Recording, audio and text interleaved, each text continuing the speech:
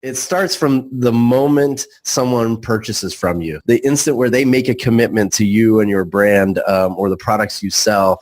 That moment starts to define the experience they're having with whatever you sell. And if you do everything that your competitors do, if you just deliver the product just like everybody else would deliver the product, you're not really creating a unique experience. And what I started to realize was that the more unique the loyalty loop experience is and the micro moments you create from that moment of commitment all the way through triggering new purchases, which is either creating a moment of inspiration in the mind of your customer that had you and realize they need to buy something else from you, or maybe it's a trigger that's set at a moment of inspiration that happens when someone else says, I need to solve the same problem that you solve, your company, and they say, oh, I know exactly what you need. You basically circumvent the way everybody else searches the internet and looks for products and services by creating this never-ending loop of new customers and referrals when you have a unique experience from that moment of commitment on.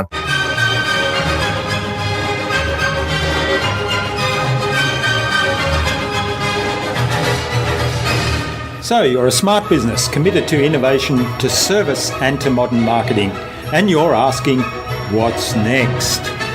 Wondering how you can become even more innovative. My name is Jürgen Strauss from InnovaBuzz, and this is the InnovaBuzz podcast, where we share all kinds of tips, advice, and interview guests on all things innovation and leadership in modern marketing. Hi innovators, it's great to be back. I hope you've had an awesome week so far.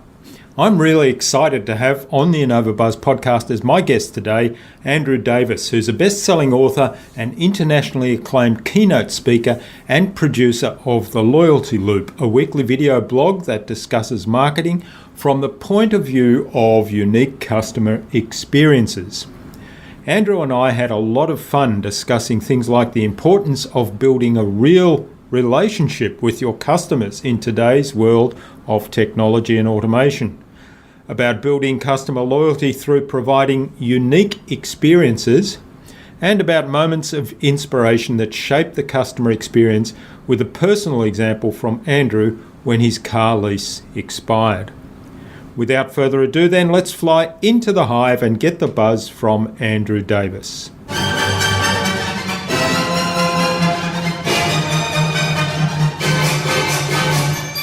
Hi, I'm your host Jürgen Strauss from InnovaBuzz, and I'm really excited to welcome to the InnovaBuzz podcast today from Boca Raton in Florida, Andrew Davis, who's a best-selling author and internationally acclaimed keynote speaker, and he's the producer of The Loyalty Loop, which is a weekly video blog that I'll explore a little bit more. He's an author of a couple of books called Brandscaping and the second one, Town Inc. So welcome to the podcast, Andrew. It's a privilege to have you here as a guest. Yeah, thanks, Jürgen. I'm so glad to be on. This is fun. Yeah, should be fun. We're really looking forward to it. Now, Jay Akunzo, who was on episode 118, introduced me to Andrew and suggested we interview him on the podcast. So big hello to Jay.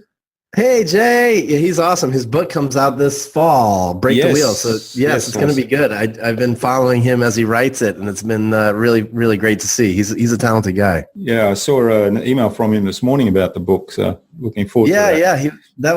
He's taken a really cool approach to even marketing the book, which is exactly what you would expect from a guy with a title like Break the Wheel. Yeah. All right. Now, Andrew, you teach business leaders how to grow their business, transform their cities, and leave their legacy. And you're on a mission to change how publishers think and marketers market. And I think you're really living that mission. So I'm really excited to explore that some more. But before we get on to marketing and branding and entrepreneurship, let's find out a little bit more about your background. So when you were a young child, what did you want to do when you grew up? When I was a kid, I actually wanted to be a movie star. And so I thought, Hollywood was in my future. And, I don't know why, but I was a big Shirley Temple fan when I was a kid. Yeah, me too.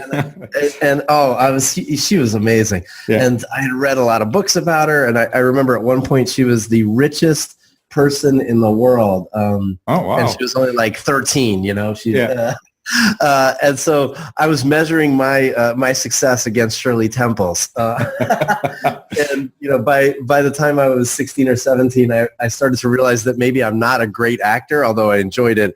Maybe I should focus on being behind the camera. So I got more interested in being in the television and film business, but not necessarily in front of the camera. Mm. So I actually lived in South Africa at the time. So I did some television commercials as a kid. I did a commercial for Cadbury's drinking chocolate, which must be popular where right. you are. Oh yeah, absolutely. In fact, one of my mentors and former guests, Troy Dean, did a jingle that's very famous here for Cadbury's. Oh, no kidding. See, all your best guests and mentors are Cadbury's fans and talent. Yeah. And I did like a Pyatt's Biscuits, which is like a tea biscuit commercial. I did Plascon Paints, all sorts of kind of television advertisements. But I'm just good at making funny facial expressions. It turns out I'm not really a good actor. So if you're looking for a goofy commercial, I'm good at that. Yeah. Well, I certainly noticed the facial expressions on the loyalty loop videos that you do. Thanks. Quite entertaining. So, I try. So where did so you said you went behind the camera, so I know you did a little bit of work with some quite famous brands. How did that work out? Yeah, well, so I actually went to Boston University to study television and film, and then when I graduated, I started working in public affairs programming. That's what they call it in the U.S. anyway, but it's basically news programming, kind of style programming, and that was lots of fun. But essentially, I worked for NBC, the Today Show, on the weekends, and then during the week, I would produce segments for them, write for the TV show. I worked for a guy named Charles Kuralt, he's a very kind of quintessential American television storyteller, and he hosted a show called CBS Sunday Morning, and he had the show called An American Moment, and he was actually a tremendous storyteller. I mean, really understood the art of telling a really emotional and uplifting and, genuine American story. So I learned a lot from him and wrote a chapter, actually 2 chapters in his book, An American Moment. And then I actually landed my dream job in the late 1990s. I worked for the Jim Henson Company, which is the Muppets. Mm-hmm. And so Jim Henson had died in 1990, so I didn't get to meet him, but I was working with his son, Brian Henson, and a bunch of the original Muppeteers, people that had been in the company for 30 years. And I helped them produce a show called Bear in the Big Blue House, and some pretty bad movies, actually. Elmo and Grouchland, which was terrible.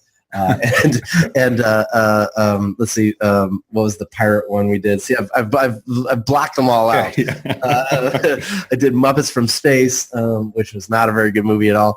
But I actually learned a ton at the Jim Henson Company about marketing, and this was by the time, by the late 90s, essentially the Jim Henson Company was struggling a little bit, and the marketing world, especially the new startup world, was taking off. So I actually left and followed a bunch of my friends, left the television world where it was hard to make money, and started marketing where, I had a friend who was making 4 times as much as me when I was working at the Jim Henson Company, and he had left the television business to work in marketing. And I said, "What do you do?" And he's like, "I don't really know, but you should try it." So I did what he did. I left the television world and started to apply what I had learned in television to marketing, and I really enjoyed it. It's been a really fun kind of transition. Mm. So tell us a little bit about what you do today and why you do it. Yeah, I built a digital marketing agency with a founder of mine, Jim Costco, who's a journalist, by the way. So neither of us had any agency experience. We sold the agency in 2012, and so today, since 2012, I've just been writing books like Brandscaping and Town Inc. And I spend most of my time traveling around the world speaking to audiences, about marketing. And the audiences are really diverse. 1 week it'll be people who install, bathroom fittings. And the next week it'll be, marketers at a Fortune 500 company, or small business owners, with American Express. So it's a lot of fun. It's a very diverse audience, and I get to see a lot of the world. It's been great. Sounds terrific. So yeah, it's fun. Yeah. So tell us a little bit then, because I know, with the loyalty loop, you talk a lot about how businesses stand out, serve their audience, and you talk about micro moments that are critical in shaping the brand and shaping the customer's experience of the brand. Yeah. So, Yeah, I mean, I'm actually working on the book for the loyalty loop, which has been lots of fun, and I've been really working on it for the past 3 years. And the loyalty loop is essentially, it starts from the moment someone purchases from you. So no matter what you sell, the instant where they make a commitment to you and your brand or the products you sell, that moment starts to define the experience they're having with whatever you sell. And if you do everything that your competitors do, if you just deliver the product just like everybody else would deliver the product, you're not really creating a unique experience. And what I started to realize was that the more unique the loyalty loop experience is and the micro moments you create from that moment of commitment all the way through triggering new purchases, which is either creating a moment of inspiration in the mind of your customer that had you and realized they need to buy something else from you, or maybe it's a trigger that's set at a moment of inspiration that happens when someone else says, I need to solve the same problem that you solve, your company, and they say, I know exactly what you need. You basically circumvent the way everybody else searches the internet and looks for products and services by creating this never-ending loop of new customers and referrals when you have a unique experience from that moment of commitment on. So the loyalty loop is all about finding those little moments and really making them unique. And a lot of times that means either slowing down the customer process, or it means, just doing one simple thing just a little bit different than you did yesterday. And the people that are most successful in changing that experience just change one small thing with the next customer that they acquire, and they all of a sudden have a new experience that people really, find resonates. That's really fascinating, and you've got some fantastic examples. I mean, I think you did, this might have been the first loyalty loop video. You talked about Mercedes and the mistake they made in terms, and I noticed in one of the latest videos you did that you're not driving a Mercedes anymore. Well, it was a big mistake. Yeah, so I mean, the Mercedes example is a really good one, and for those of you listening, basically, I'm a person who leases cars, so I haven't bought a car in about 10 years. I just lease one every 3 years. I get a new car, and I actually enjoy that. And Mercedes, I leased a Mercedes last time, and I was sitting at the kitchen countertop opening my mail one day, and I got a letter from Mercedes that said your lease is expiring in the next 30 days, and here's a checklist of things you need to do to return your Mercedes. And any good marketer that's listening right now would say to themselves immediately, well, wait a second, what did they do to try to sell you the next Mercedes, right? Yeah. They did nothing, Jürgen. They essentially sent me on this journey. So that's a moment of inspiration. In that minute, to be honest, I had forgot I need to return this car. So as soon as I get this letter, I'm like, oh my gosh, I forgot. I've got 30 days to buy a new car. And Mercedes, yes, is the first brand that comes to my mind. But everybody knows that when you're in the search for a new car, you start looking at every other car on the road as a new potential car. And next thing you know, Mercedes is competing with a bunch of cars that I just saw driving down the road. And instead, what they should have done, and the mistake they made was, why didn't they just make it very easy for me to get into a brand new Mercedes? A simple change in that loyalty loop process, instead of saying here's your checklist of stuff, they could have said, hey, look, here's a checklist of stuff that most people have to go through when they're returning their vehicle, but because you're a valued Mercedes customer, why don't you just come in tomorrow and we will put you in a brand new car, the exact same car you have, for the exact same payment every single month, and you don't have to deal with any of that. And you know what? I would be in another Mercedes if they had just removed the friction. Removing friction is one of those keys to making the loyalty loop work. And instead, what did I do? Well, my wife and I started looking at cars on the road, and 30 days later, we returned the Mercedes, and we're now in a BMW. Yeah. And and it's, in fact, by the way, Jürgen, I should tell you, the car I leased before the Mercedes was a Nissan Murano. And just a few weeks ago, I got a text message from the guy who sold me the Nissan 6 years ago And it was a lease. Remember, a lease is up in 3 years. And he text messaged me saying, hey, Andrew, hope you're doing well. I'm so excited to talk to you about your Nissan Murano. How's it going? And I was like, I texted him back. I said, Miguel, are you kidding me? Like, I haven't owned a Nissan in 3 years. You know, what's up? And he never responded, by the way. So, like, it doesn't take much as a marketer these days. There's so much technology that you can just blurt out crap at your consumers. And you just have to remember, it makes you look stupid. If you really want to build a loyalty loop experience and build a real relationship with the customer, and really make an impact so that it actually drives revenue, you have to take the time to figure out how that experience is going to be unique and what you can do to help make it better. So one of the lessons from that Mercedes story is remove the friction. Make it easy for me to be your customer over and over again. Why would you have me go through that process if you just know I'm going to get into a new lease? Yeah, that's a great story. I really like that story. And you said something there that I think is a crux. I mean, I point that out all the time with technology. As you say, it is so easy to automate things and so on, but fundamentally, you know, it's still the same old thing that you did before technology that's important, and that's building the relationship with the customer. And yeah, absolutely. And today, I think more than ever, because especially with email and text messaging, those are very interpersonal communication mediums. And when you just, flood my phone with text messages that are meaningless, you destroy your credibility, and, you start to feel like you're spamming me, even though you may not. But all it would have taken is 2 seconds for Miguel to look up my record. I mean, they all have a database sitting in front of there from Nissan Finance, and they can tell whether I'm still in a Nissan. So instead, if he had just messaged me and say, hey, I know you're not in a Nissan anymore, but it's been 6 years. Are you interested in a Nissan again? That's a better conversation than, hey, how's your Nissan? It just makes you look like a moron. So use those mediums really well, and you'll build a customer for life. You'll build the right kind of relationship. You're right.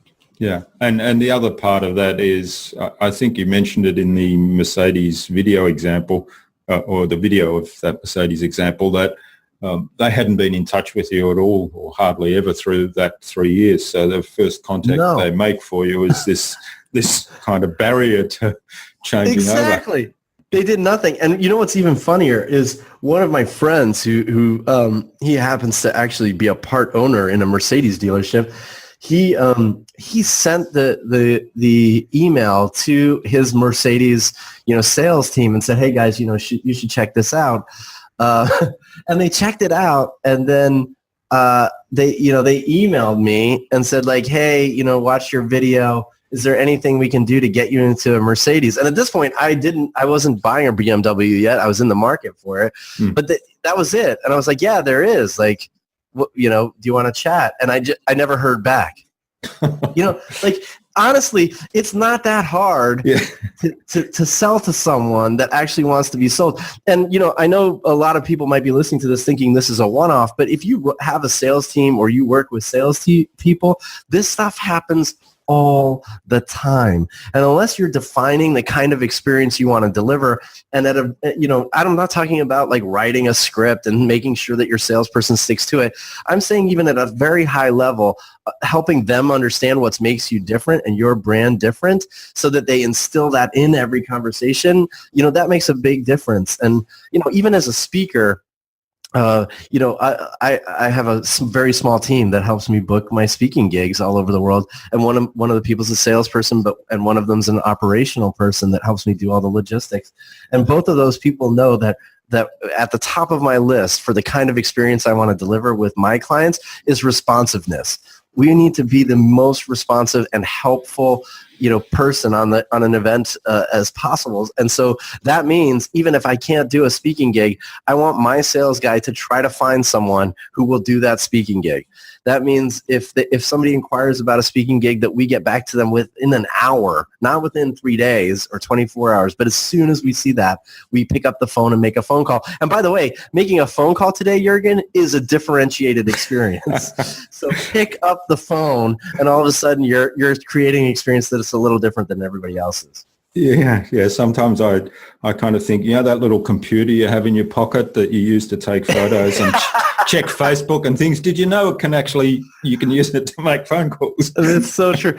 I have a friend who just recently relayed a story to me that they went to a vacation home, for the summer vacation, and she took her 17-year-old daughter, and in the house they had a rotary phone that was attached to the wall. Yeah. And the daughter had seen pictures of a rotary phone before, but what was even funnier is the phone was still, attached to the phone service. So when she picked up the phone, she asked her mother what that sound is, and her mom was like, what sound? Like, that's the phone sound. And someone at 18 had never heard that dial tone sound. And it just dawned on me that, the world we live in today is really evolving fast. But at the end of the day, as everybody else is trying to adopt new technology and move so rapidly towards automation, those things are wonderful. But sometimes just going back to some of the very simple tools that work, like picking up the phone and making a personal phone call that isn't automated and recorded, and a chat bot, and all of a sudden can feel very refreshing to the consumer on the other side. And I can't tell you how many I've made those calls where a request comes in at 4 a.m, and I'm an early riser, and it'll be someone from Asia or from Europe, and I know that Ryan, my sales guy, isn't going to be awake. Well, so what do? I pick up the phone and make that phone call, and sometimes these people are shocked. They're like, "Oh my gosh, I can't believe you're calling!" And it's so nice and refreshing. I filled out 7 forms this morning, and I've got 19 automated emails, but no one's actually called me. And so, it's very refreshing, and we shouldn't forget that experience is very important no matter what we sell. Yeah. It comes back a little bit to the culture of the organization, doesn't it? Sort of. Oh, what's important in the organization, and making sure everybody's aligned with that and understand the behaviors expected, or how they deliver that experience. That's so true. It's very easy to do that. So there's a guy I met. He's from Tulsa, Oklahoma, which, if you don't know where it is, it's just in the middle of the United States. And he basically sells doors and window and siding for your house. He's a contractor and does work on your home. And he had just started up his business, and so he was discounting his price to get the first few clients. And he thought, I'll do a good job on these first few clients, maybe even at a loss to my business, but I'll get some referrals and that'll jumpstart my business. Well, he was getting referrals, but not enough. And a lot of people were referring him because of the price. So they would say, you've got to work with this guy. The company's name is Tulsa Renew, by the way. And they'd say, you got to work with Tulsa Renew. Steven's a great guy. But guess what? He's cheaper than everybody else. So what happened? The referrals he got all expected him to be cheap. Yeah. Now, this isn't a good business model for him. So what he realized was, he decided, and this is the core value statement he wrote, and he started teaching all his employees this very simple phrase. He said, look, at Tulsa Renew, we believe that you should know what's going on at your house anytime we're on the job, even when you're not at home. That's it. And so he taught everybody this. And the way he started to execute this from a customer experience standpoint was amazing. What he would do is at 1 o'clock or noon on every one of the job sites he was working on, even when the people were at work, he would shoot a little video using his iPhone. And he used an app that was meant for golf coaches, that would slow down your golf swing. It's called Coach's Eye. And he would use this little app to shoot the video about the person's house and their construction. Just a short thing. It's like 2 minutes long at the most. Then he'd upload it to YouTube as a private listed video, and he'd email the link to his clients at 2 o'clock in the afternoon. Now, he picked 2 o'clock in the afternoon very purposely because it's late enough in the day that they've made some progress, yes. But number two, this is when people are coming back from lunch. They're sitting in their cubicle. They're going through their email. And they're kind of in that lunch days phase where they're just getting back to work. And so he would send these emails, and here's what happens. When you get that email with a video of what's happening on your house today, what do? You watch the video, and then you say to your coworker, like, hey, Jennifer, you got to check this out. You got to see what my contractor Steven's doing. And they come over, and they're like, this is what happens. They say, oh my gosh, your contractor sends you a video? Yes, he sends me a video every day he's on the job. Who's your contractor? and they say Stephen Jones from Tulsa Renew. So for every one of those videos that Stephen sends out on the first day he's on the job, he gets 11 referrals and he closes 7 of them. Mm-hmm. This guy needs no marketing. Why? Because his loyalty loop is just that. It's very clear. We tell you what's going on your house every day we're on the job, no matter where, no matter what. And everybody knows how to refer them because they send the video and they say exactly that. The other kicker, by the way, Jürgen, is he's 25% more than any other provider in the marketplace. And he's expanded into a bunch of cities, including London, by the way. He just opened London Renew. Wow. His business is massively successful, and it's all because he knows that his loyalty loop drives his business. Yeah, that's a great story. And it's such a little thing, isn't it? The thing that made the difference. That's it. The loyalty loop changes, the ones that really stick. It tends to be that they're very simple things. Like a friend of mine, Richard Yu, he's actually a high school friend of mine. He founded Rackspace, which at one point was the world's largest hosting company. It's still like number 3, I think, in the world. But they're known for their fanatical support. That's what they market under, and that's kind of what they've become known for. And they do provide amazing support by anyone's account. And when I ran an agency, Rackspace, we were a Rackspace client, not just because Richard was a friend, but because they provided amazing support. And the truth is, they don't have to do much to provide amazing support. In fact, Richard has told me that the best marketing they have is actually, and the best clients they have are the clients who leave to get crappy support and then come back because they now understand how great the support was. And basically, Richard used to say his biggest liability was first-time hosting clients because they've never experienced a bad hosting company or bad support. And so they don't know that the barrier to entry is so high once you've experienced Rackspace. And Rackspace just does simple things like they don't monitor how long their support calls are. So if you want to spend 28 hours on the phone with the tech support people at Rackspace, they will do it. And no one's ever gets in trouble for it. And they encourage you to spend the time on the phone.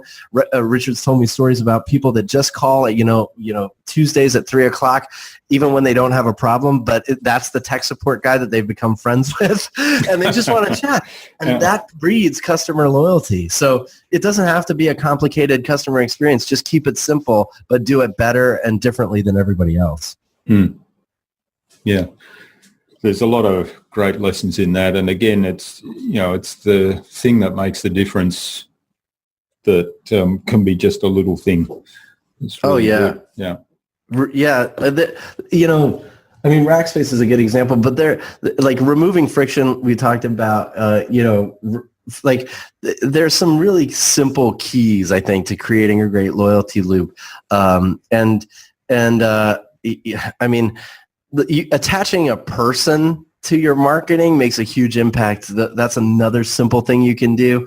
A lot of, even just when it comes to email, a lot of people still send out, especially newsletters that are like newsletter at, mycompany.com or information, or my favorite is do not reply at, like the whole point of email is getting people into a conversation and replying. Like, why would you have an email address and send it to my inbox as do not reply? So, attaching a person, obviously for you, that's you. Jürgen Strauss is the talent, and people build a relationship with you and then build a relationship with the business.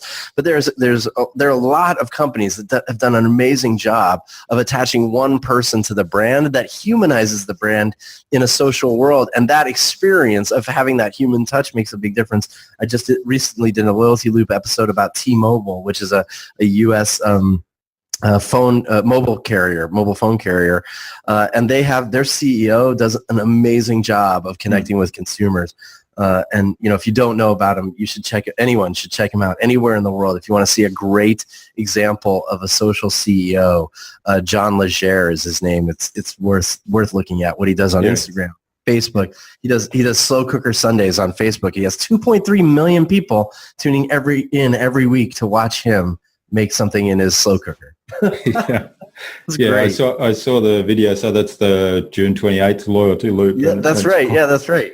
quite amazing. Yeah, 2 million. That's incredible. Isn't that crazy? Yeah. Every Sunday, it's just nuts. And he's a little bit of a wacky guy. And if you can see through the wackiness to understand kind of the way he connects, I think he's really good at it. Yeah, there's a great example here, and you may not know this because it's local in Australia. There's a bakery chain called the Beechworth Bakery, and the guy who founded it is a baker, but he's turned it into a really successful enterprise that has about 7 or 8. I think that they're expanding at the moment. They might have 8 localities, and he's a real character, and he goes on these adventures with 1920s A model Fords. He's just done a fundraising trip right across Australia, and he used social media really well to kind of post his progress. And they had all kinds of things happen to them on the way. So he's posting every day, and he was doing the fundraising. But he's actually not active in that business anymore, but of course he's attached to it because he's such a character. And the brand, like, it's a very personal brand because Tom O'Toole is attached to it. What's his name? Tom O'Toole? Tom O'Toole, yeah. That's great. I'm just looking at it now. Those Model T Fords or whatever, those are awesome. That's a great example. And I mean, I think people always think of this as being a liability, attaching a talent to your business. And even like you said, Tom O'Toole is not involved in the day-to-day business anymore, but he's such an integral part of the brand. And yes, it can be a liability, but at the end of the day, if it works, it works. And in the social driven marketplace, having someone like Tom O'Toole, being there is perfect. And look at that, the Tour de Tom, is that what they call it? Yeah. That's awesome. I love Tom O'Toole already. I don't need to read anymore or know anymore. I know that he's exactly what you're talking about. Attaching talent to the brand is exactly right, and he's got it down. So everybody else should check it out if you haven't seen it. I'm gonna dive some deeper, but grit, guts, and as real as it gets. That's what his tagline is. I love that. Yeah, that's right. That's awesome. Talented guy. Yeah. So what's on the horizon for you next then, Andrew? Well, so I'm working on the Loyalty Loop book, and I hope to have that out in the spring of next year, 2019. So that'll be fun. I mean, the fall in the U.S. is a very busy speaking season for me. So essentially, basically from September, October, and November, I'm on the road a lot and get to travel and meet a lot of people and present at a lot of conferences. So that'll be fun. And then I'll try to finish the book in November and December, and then it starts up again January, February, March. The speaking season kicks up again, and but hopefully I'll be down under. Maybe I'll be in Australia in the fall or the spring, and get to see you and meet you in person, which would be awesome. Yeah, that'd be great. I've been to Australia a bunch of times. Yeah, okay. In fact, one of our clients was Breville when we were running. Yeah. So, and Breville's no bigger anywhere else in the world than it is in Australia. It's the big, it's for, so I got to spend a lot of time in Sydney and work with the Breville folks, which was awesome. So, so the book is going to be my focus for sure for the next few months. And then I'm going to continue with the Loyalty Loop episodes. I just started doing an Instagram show that I've also been posting on LinkedIn called Unsolicited Advice, which is just marketing advice for people who didn't ask for it every week. And it's kind of my opportunity to vent to people about bad experiences. So that's been really fun. And I think that's it. Those are kind of the big focuses for me. Yeah, I'll have to check out that Unsolicited Advice. I didn't come across those in my research. So. They're just brand. Well, you're very research intensive, and I do appreciate that. But it's very new, and it's the kind of thing that I kind of soft launch. If it doesn't work, I wouldn't have told you about it. so right now, it'll be episode number 2 this week. So you're not missing anything. I'll send you a link, and then you can tell me what you think. Give me your honest feedback. Fantastic. All right. Well, this is fantastic. I'm really enjoying this, but I'm respectful of your time. So I think it's time we moved on to the Buzz, which is our innovation round. It's designed to help our audience. And, they're primarily innovators and leaders in their field, and I'm sure they can benefit from advice on creating unique customer experience based on your experience. So I've got 5 questions that hopefully you'll give us some insightful answers that will inspire people to go and do something awesome. Well, let's give it a shot. I hope so. Yeah. So what's the number one thing anyone needs to do to be more innovative? I think read books, especially books that are outside of your industry, outside of your passion. Basically, make yourself uncomfortable with the kind of information you're consuming. That could even be go to a conference that has nothing to do with what you do. So, if you're an expert in medical device manufacturing, I really challenge you to go to a printing conference or something, because I think when you do that, you get to see and experience these things with your lens on. You look at it with completely new, fresh ideas and eyes, and you'll be surprised at the kind of ideas you walk away with when you just make yourself a little bit uncomfortable with the kind of information and events you're consuming. That's great advice. That's a really good way to be innovative, is to look outside your own space. Yeah, and I think some of the most innovative people I know are the people who are willing to really to not even bring a friend, travel halfway across the world and go to an event that they have no business being at, so that when people say, "What do you do?" and they say, I'm in XYZ, they go, "Why are you here?" That is the kind of event you want to go to really find new opportunities to innovate. All right. That's a really interesting approach, and certainly, I mean, it's easy to read some stuff outside your field, but yeah, getting uncomfortable and putting yourself in that situation is certainly gives you new experiences that you wouldn't otherwise have. Yeah, for sure. So what's the best thing you've done to develop new ideas or new products?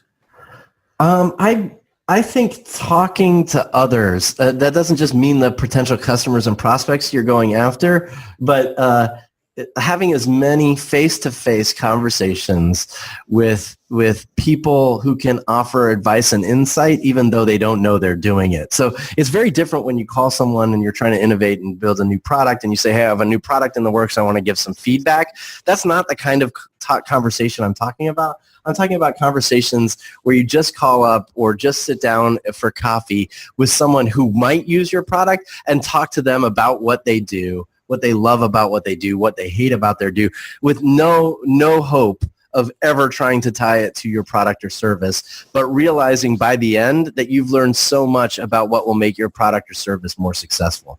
So, try to have as many conversations with those kinds of people as you can, but don't let it be consumed by your perspective of what their product is. Just try to get a much bigger view and try to really have empathy for the customer and client you're trying to go after at a deep level. Yeah. I like what you said at the end there, because I was just going to point out that it's kind of fundamentals of marketing that most people don't seem to apply in marketing today, and that's really understanding who it might be your ideal customer, and really understanding them and developing empathy for them and what they might need and where you might be able to help. That's so true. Like, I'm talking deep empathy. Like, what do they want to do with their life? That kind of empathy. Because when you really understand, that a guy in charge of manufacturing at a small manufacturing company, his dream is to become the head of manufacturing at a huge manufacturing company, all of a sudden you can sell and market your products to that person in a very different way. You can help them achieve their dreams instead of being so focused on just trying to get them to buy a conveyor belt, thing. And those are the kinds of things where you make a big impact. You'll build a lifelong relationship with that person because you're helping them and you really understand them at a deep level. So have those conversations, meaningful ones. Yeah, and there's that word relationship again. I was just going to say somebody that then follows that path and you've built that relationship, they're going to be a client when they get to the big company. And exactly. Exactly. Having a long-term view like that will make all the difference in building a real business and a pipeline that lasts instead of a pipeline that you churn through every 45 days. All right. Do you have a favorite tool or system for improving your productivity and allowing you to be more innovative?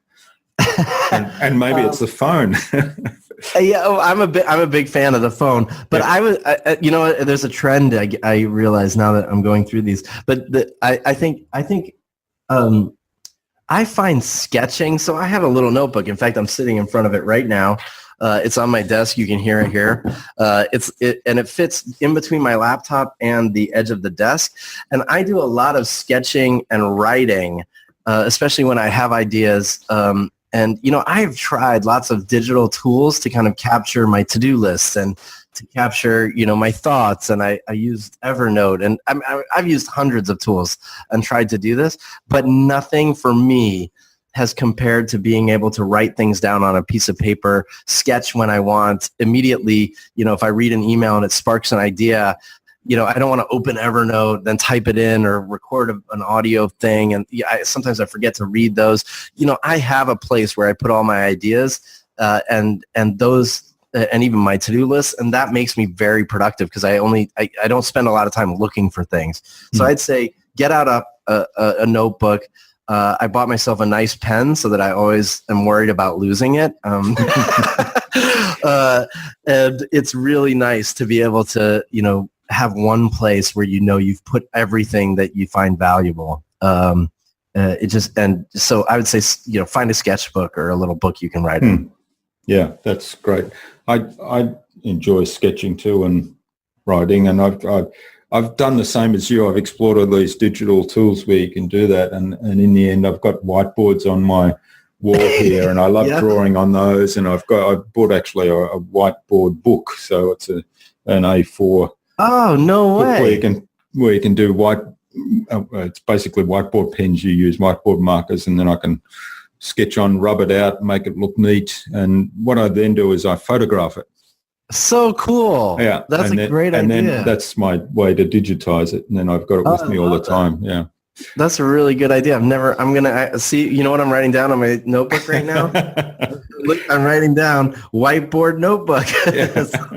And it's got a little check mark from it. And I usually then will schedule these kinds of things for research on Saturday, like early Saturday morning. I do all my fun research. Okay.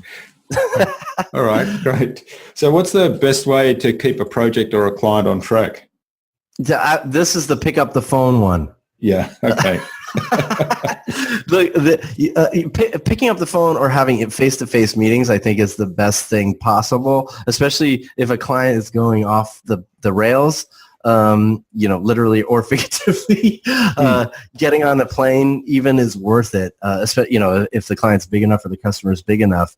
And I think we rely too heavily on digital conversations. We use Slack at our company, and I've tried lots of other asynchronous and synchronous conversation tools, and they're all great. But at some point, just picking up the phone, even to just check in on someone, even if there's not a problem, can mean a whole lot. If I can just can I tell you a quick story, Jürgen? Sure. Are we running out of time? So I have a client of ours, a marketing client of ours from years ago, just recently reached out to tell me that they'd had a very successful email campaign. And, that kind of thing always intrigues me. So I picked up the phone and I called this CMO of this company. By the way, they sell very expensive medical devices. Like the starting price is like $150,000 US. So it's not cheap stuff they sell. And I said, look, you got to tell me what was so successful. Like, what did you do? How did it work so well? And she said, okay, let me explain. What we did was we had just moved to a new email system. And the person in marketing that was in charge of setting up the new email system had created a test email where the body of the email was just, first name. So it was the thing for where it would insert Jürgen as the first name. It was the tag for that, comma. And then on the next line, it said, hey, I just wanted to check in with you. Hope you're doing okay, question mark. And then it would insert the sales rep's first and last name. That was the whole test email. And it was supposed to go to no one. It was just a placeholder. Well, the next morning at 5 a.m., it accidentally ran the entire customer list through this thing. So every sales rep had their clients get this email. Now, what's amazing is all these clients and prospects and customers started responding. And when I say responding, not responding with like, hey, things are going great. They got the most emotional responses. Like one woman wrote like 3 paragraphs about how it was so nice that somebody just decided to check in on them. She's had such a rough week and her mom was ill. And, these were gushing, relationship-driven emails. And it all started because all they did was check in, quote unquote. It was just it was an accident that turned into a revolutionary marketing campaign for them that they've now implemented over and over again strategically to have better relationships. So just before things become a problem, pick up the phone or just check in with your client on a regular basis to ask how they're doing and if you can help with anything. It'll make a big difference in keeping your projects on track. Great advice. Yeah, I love that experiment. Isn't that funny? It's kind of accident experiment, but those are the best. Yeah, that's right. Yeah. So like within a few weeks, it's a slow sales cycle, but within a few weeks, a lot of these dead prospects that most of the sales reps had just written off as never going to get back to us were once again hot leads who are now interested in talking about their product. So, you never know the kind of impact you can have by just lending an ear to someone who wants to talk and update you with something they didn't think was relevant, but all of a sudden is. Yeah. All right, great advice. And what's the number one thing anyone could do to differentiate themselves? My advice for this is always to accentuate the things that others criticize. So, when I was a kid, everybody said, Andrew, look, you're too loud, you're too boisterous, you jump around in your seat all the time, you need to calm down, and yes, you're funny, but there's a time to be funny. A lot of this advice was right at the time, but I think the things that have made me successful in my career have been my ability to creatively think, to move very fast, sometimes faster than other people.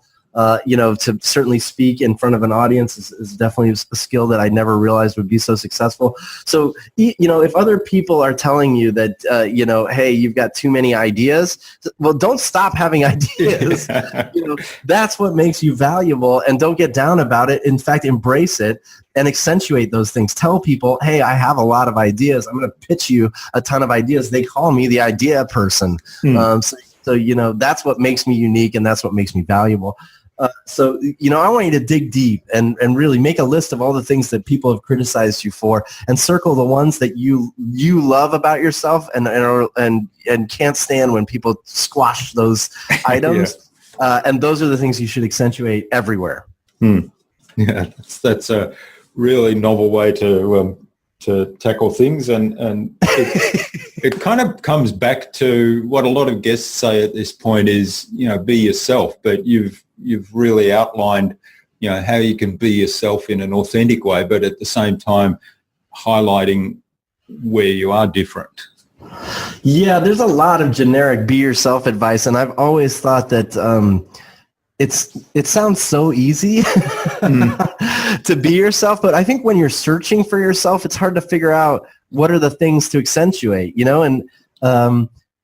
with most, so like, for example, a friend, I've hired 2 people in my career that never went to college. One of them didn't even graduate from high school, by the way. And those 2 people, actually 3, I forgot about a third one, never graduated from college. Those 3 people turned out to be the smartest, hardest working people in my entire career. And what I realized very quickly was they couldn't follow the same path that everybody else followed, that it was just never going to work for them. One had ADD, and could not pay attention to something for very long, but it made them an unbelievably fast web developer. It did not make them a very good quality assurance person, but it made them an unbelievably fast web developer who could solve problems like this, Another kid, Mark Held, never graduated from college, but sold a business to PepsiCo for millions and millions of dollars before he, even went to college. And all of these people had very unique skills that aren't traditional skills, and they were definitely the ones that were quashed by others. So make sure you accentuate the things that people have told you you can't accentuate and you shouldn't. Those are the things that make you unique. And there is a whole team of people that will embrace those things and be your tribe and your companions on your journey to success, no matter what it is. Yeah, that's great advice. Well, thank you, Andrew. This has been really great. So where can people reach out and say thank you? Oh, that's so nice. You can find me on Instagram. I'm at Drew Davis here if you're on Instagram. If you're not on Instagram, you can find me on Twitter at Drew Davis here as well. And happy to chat there. My website is akadrewdavis.com, and you can find me on YouTube with the Loyalty Loop videos. Just search Loyalty Loop or Andrew Davis or Drew Davis or that guy. That guy won't work. But but I'd love to see you in any of those places, and you can anytime reach out from anywhere in the world. I'd love to chat. Yeah, okay. Well, and we'll have links to those places in the show notes for the episode. Awesome. So what's the number one piece of advice you'd give to any business owner who wants to be a leader in their field and in innovation? I think the one piece of advice I would give to anyone who wants to be a leader in their field is to actually publish what you think. Write it down, put it somewhere, create a video, post it on LinkedIn, create a blog. It doesn't matter where you put it, but I think if you start sharing your perspective on your industry, your experience, your vision for the future, you'll find that even the people who don't like it will start to see you as a leader in the industry, as someone who matters and is making a difference and has a perspective that's worth hearing. Great advice. So get out there and publish your views. Yeah. Don't worry about, like, people overthink it, and I think that's part of the problem. The faster you kind of publish what you're thinking, the more feedback you get faster from not just the people that you want to look at as peers or visionaries in the industry, but you'll also start hearing from the customers and clients you're serving, and those kinds of things can lead to a better product, a better business, and a better overall experience. So yeah, publish now. Don't wait. I don't know what you're waiting for. Yeah. Okay. Great advice. All right. So finally, Andrew, who would you like me to interview on a future InnovaBuzz podcast, and why? I was just thinking about this. I think you should interview Carla Johnson. Carla Johnson is a really talented kind of innovation expert. She has a concept she calls the oh Lord, it just went out of my mind. Hold on. The Innovation Factory. And she has a whole amazing process. She's studied hundreds of people who are considered unbelievably innovative and tried to break down their process for, their innovations. And she calls it the Innovation Factory. And it's really, really fascinating. I've seen her speak a number of times. She's based in Denver, Colorado, and she's teaching in Spain this year. She's someone who you'll find unbelievably fascinating and interesting. All right. I think I've come across Carla somewhere. The name rings a bell, but we'll explore that some more. She's always on those lists of like top 100 marketing influencers in the world. She's very, very popular and really, really smart. And yeah, she's worth chatting with. Okay. All right. Well, Carla will reach out to you courtesy of Andrew Davis and get you on the InnovaBuzz podcast. Yay. All right. So thanks, Andrew, for sharing your time and insights with us so generously today. It's been fun, very entertaining and very educational. A lot of great advice there as well. So I've enjoyed this immensely and learned a lot. So all the best. Thanks. Me too. Yeah. This has been fun. All the best for the future, and let's keep in touch. Yeah, of course. I'll see you in Australia. Yeah, look forward to that. We'll have a beer or whatever. You got it too. Yeah. They're on me. Okay. Thanks, Jürgen. Thanks, Andrew.